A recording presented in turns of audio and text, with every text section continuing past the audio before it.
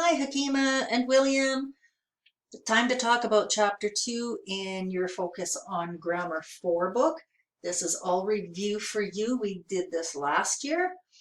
So we're first going to look at simple past, and then we're going to compare the difference between simple past and past progressive. So remember, simple past is just one thing that happened in the past, and we're not focused on how long it took. We're just saying it happened and it's done. So I can say I watched TV last night. It doesn't matter if I watched for an hour or 2 hours. The length of time isn't important here. Okay, so just I watched TV last night. Okay, now past progressive, on the other hand, means we had two actions happening. So we had two clauses, right? So when you write in past progressive, you'll have two clauses. Okay, so there's this one long action here, this blue one. This took a while, and then this green one happened and interrupted it. Okay, so I could say I was watching TV when the phone rang. So this blue section is me watching TV, and in that time period, the phone rang. Okay, so the phone ringing is just something short that interrupted this thing that was happening that was a long period of time. Okay, now remember, if I have when or while or because or if or any of those in the middle, don't put a comma. Okay, so just I was watching TV when the phone rang.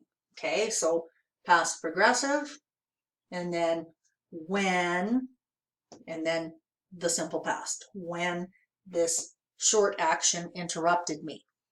Okay, now remember, if I start with when, I need to put a comma between the two clauses, right? We got the dependent clause and the independent clause. So when the phone rang, comma, I was watching TV. Okay, and the simple past always goes with the clause that has when in it. Okay, now you can also have two long actions happening in the past. So you'd have two past progressive actions. So I've got a long blue action and a long green action. Okay, so I could say while I was taking a shower, comma, I was singing.